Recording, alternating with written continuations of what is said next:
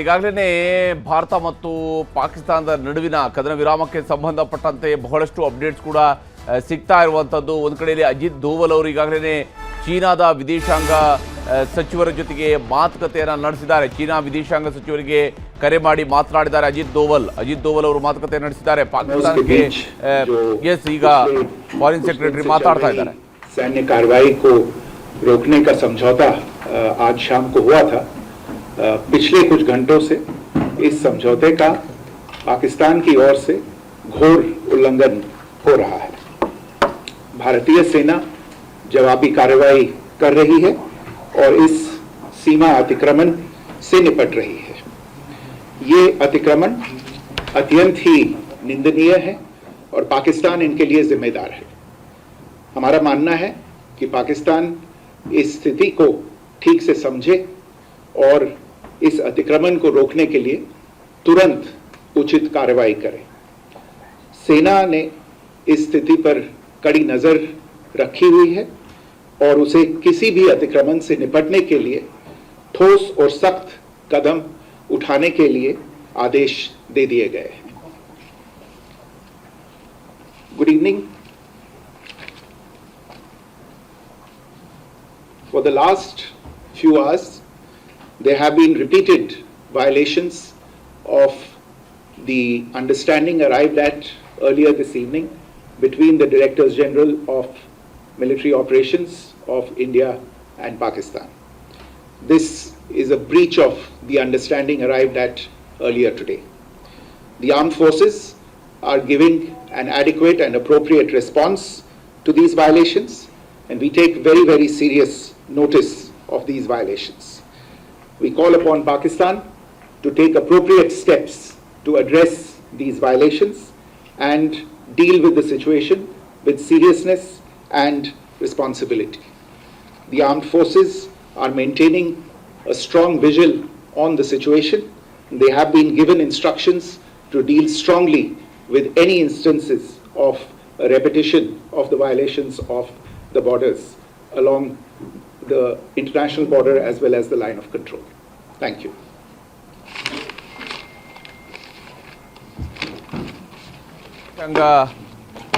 ಕಾರ್ಯದರ್ಶಿಗಳಾಗಿರುವಂತಹ ವಿದೇಶಾಂಗ ಇಲಾಖೆ ಕಾರ್ಯದರ್ಶಿಯಾಗಿರುವಂತಹ ವಿಕ್ರಮ್ ಮಿಸ್ತ್ರಿ ಅವರು ನೀಡಿರುವಂತಹ ಮತ್ತು ಅವರು ಅತ್ಯಂತ ಕಠಿಣ ಶಬ್ದಗಳನ್ನು ಕೂಡ ಅವರು ಇಲ್ಲಿ ಹೇಳಿದ್ದಾರೆ.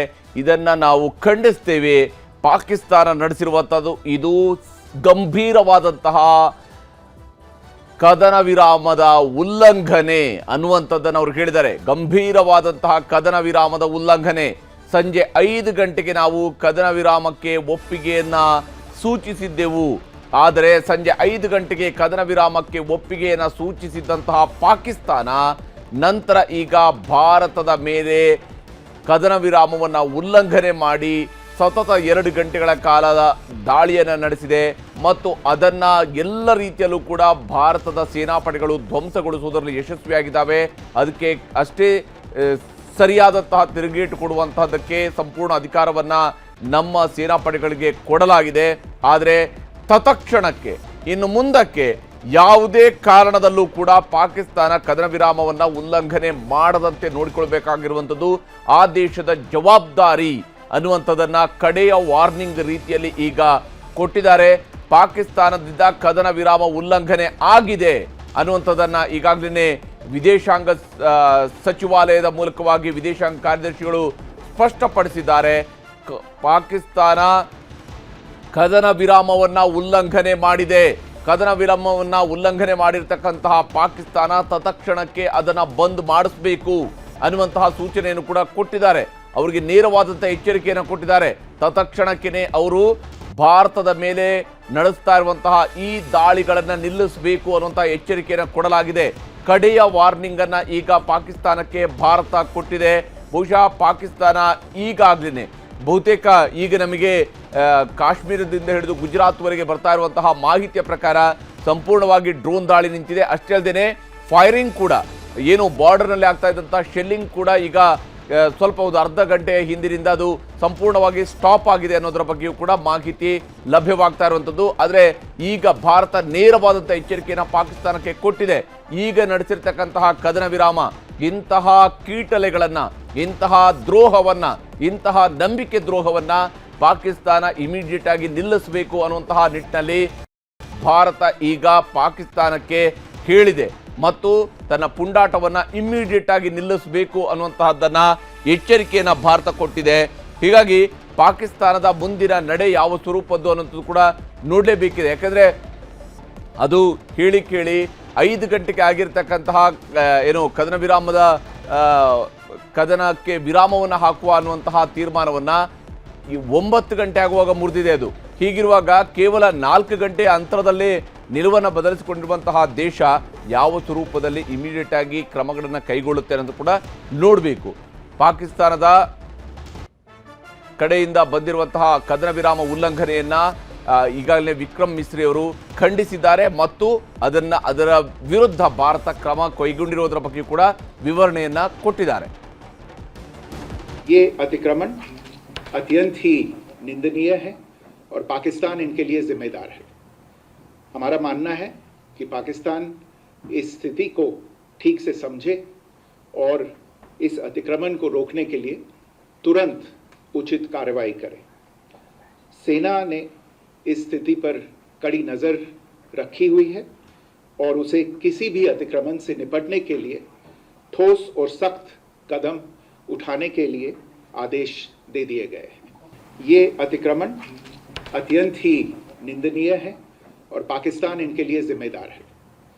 हमारा मानना है कि पाकिस्तान इस स्थिति को ठीक से समझे और इस अतिक्रमण को रोकने के लिए तुरंत उचित कार्रवाई करे.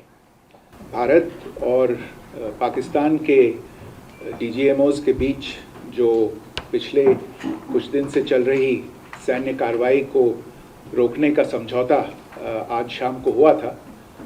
पिछले कुछ घंटों से इस समझौते का पाकिस्तान की ओर से घोर उल्लंघन हो रहा है. भारतीय सेना जवाबी कार्रवाई कर रही है और इस सीमा अतिक्रमण से निपट रही है. ये अतिक्रमण अत्यंत ही निंदनीय है और पाकिस्तान इनके लिए जिम्मेदार है. हमारा मानना है कि पाकिस्तान इस स्थिति को ठीक से समझे और इस अतिक्रमण को रोकने के लिए तुरंत उचित कार्रवाई करे. सेना ने इस स्थिति पर कड़ी नज़र रखी हुई है और उसे किसी भी अतिक्रमण से निपटने के लिए ठोस और सख्त कदम उठाने के लिए आदेश दे दिए गए हैं. ಎಸ್, ಇದು ವಿದೇಶಾಂಗ ಕಾರ್ಯದರ್ಶಿಗಳು ಹೇಳಿರುವಂತಹ ಮಾತು. ಪಾಕಿಸ್ತಾನ ಕೆಲವು ಗಂಟೆಗಳಿಂದ ಭಾರತದ ಮೇಲೆ ದಾಳಿಯನ್ನು ನಡೆಸಿದೆ. ಇದು ಘೋರವಾದಂತಹ ಕದನ ವಿರಾಮದ ಉಲ್ಲಂಘನೆ ಅನ್ನುವಂಥದ್ದನ್ನು ಕೂಡ ಹೇಳಿದ್ದಾರೆ. ನಾವು ಈಗಾಗಲೇ ಮಾಡಿಕೊಂಡಿರುವಂತಹ ಕದನ ವಿರಾಮದ ಘೋರ ಉಲ್ಲಂಘನೆಯನ್ನು ಪಾಕಿಸ್ತಾನ ಮಾಡಿದೆ ಮತ್ತು ಇದರ ನೇರ ಹೊಣೆಯನ್ನು ಪಾಕಿಸ್ತಾನ ಹೊರಬೇಕಾಗತ್ತೆ ಮತ್ತು ಇಮಿಡಿಯೇಟ್ ಆಗಿ ಇದನ್ನು ನಿಲ್ಲಿಸುವುದರ ಕಡೆಗೆ ಕ್ರಮವನ್ನು ಕೈಗೊಳ್ಳಬೇಕಾಗತ್ತೆ. ಭಾರತದ ಮೇಲೆ ನಡೆಸಿರುವಂತಹ ಸೀಮೆಯ ಅತಿಕ್ರಮಣವನ್ನು ಹಿಮ್ಮೆಟ್ಟಿಸುವಂತಹದ್ದಕ್ಕೆ ಬೇಕಾದಂತಹ ಎಲ್ಲ ಅಧಿಕಾರವನ್ನು, ಪೂರ್ಣ ಅಧಿಕಾರವನ್ನು ಭಾರತೀಯ ಸೇನೆಗೆ ನೀಡಲಾಗಿದೆ ಅನ್ನುವಂಥದ್ದನ್ನು ಕೂಡ ವಿಕ್ರಮ್